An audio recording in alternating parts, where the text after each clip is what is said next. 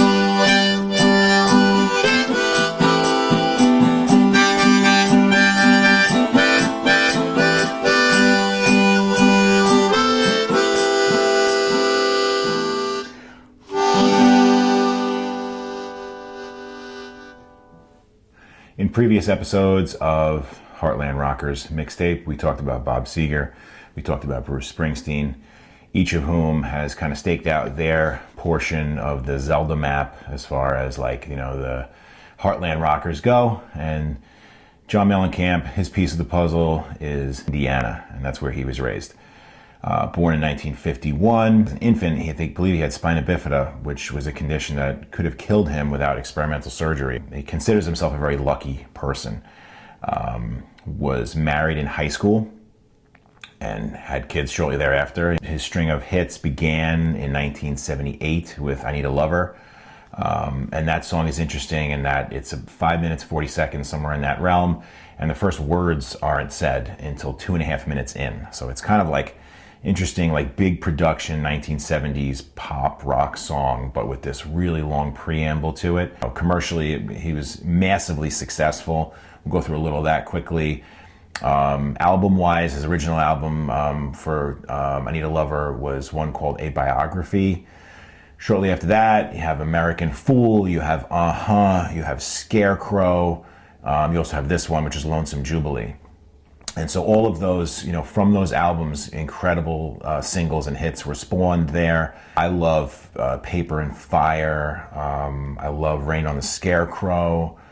The biggest hit, obviously, Jack and Diane. I mean, that crazy drum break in the middle of it. And so, all throughout his career, really interesting instrumentation without going too far afield. I mean, I could mention others like Pink Houses, which will likely work its way into a show here. So check it out. That's a cool song, And so one of his great legacies is what he's done for farmers, and his concern for farmers, starting with Farm Aid, which is something that he did, and it's a cause that gathered steam, just like Live Aid and Band Aid and some of those other 1980s, charitable and undertakings to try and bring a message forward, but also to raise money. And so pretty cool. As an artist, And as a human being, he's got kind of like a reputation of being a little bit prickly. He's self-admitted. You know, I've heard him in interviews say, "I'm not for everybody," and that goes. That's a good broad statement that kind of goes across perhaps personal life. Let's bring it back to Cherry Bomb. In this song, if you think of the way the lyrics break down, just taking it verse for verse. In the beginning, he talks about, you know, I lived on the outskirts of town, had a couple of real nice girlfriends. This is not a song that's an ode to, you know, Bobby Jean or Donna or some specific, you know, love interest or whatever. But there's that line from, I think, Pink Houses, where he says another boyhood romantic. Oh, Small Town. It's in Small Town. In the song Small Town, he says, you know, just another boyhood romantic. That's me.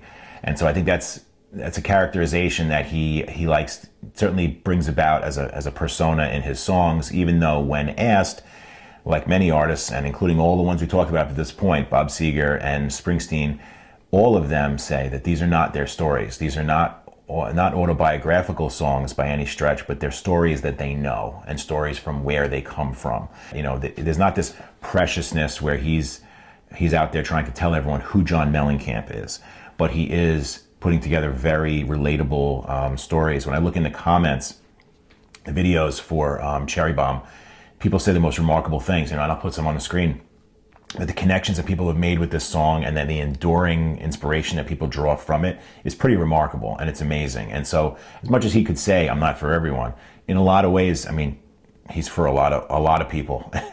And not only, you know, from a you know, cash register receipt standpoint, you know, in terms of your Billboard success and all that, but just impact for people. These songs mean things to people, and I know that I get transported a lot of times when I'm listening to his music, and it's the simplest thing. Sometimes it's the draw on a harmonica, like from in Small Town, or it's that refrain of the guitar intro in Pink Houses, or the violin, you know, racing through Paper and Fire. There's so many, you know, beautiful choices that are made there that make indelible marks, and not just the lyrics are genius also. The arrangement is very simple. It's a vamp between two chords. We'll demonstrate in a second. There's the business end of the harmonica. All the chords in this song are very much in the key of G, and these are all safe spaces here. So if you want to try this, even if you've never played the harmonica before, give it a shot.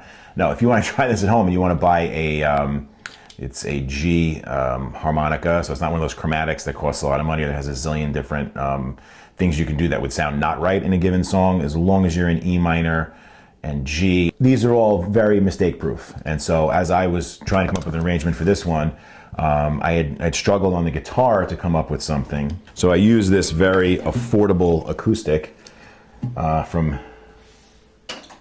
purchase I made many moons ago at a place called Coronet Music in Smithtown. After doing years of tire kicking there, this is the one instrument I ever bought there, and I love it. So it looks like this.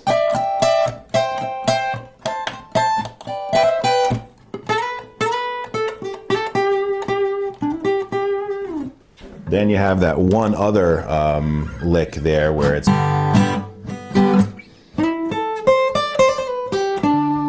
an A minor triad, and then coming down, the G major triad.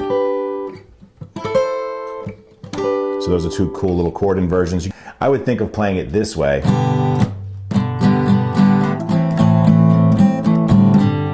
Because you can throw that, alternately creating A minor sevens, or kind of pedaling off that chord. So traditionally you'd be playing a G like this and an A like that, but I like setting it up with a little bit of a different grip, just more ergonomic for me, and I don't have to think about it as much.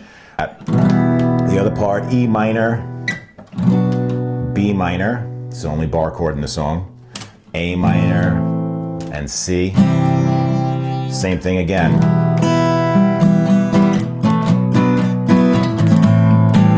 can again pull that A minor 7 if you wish, and then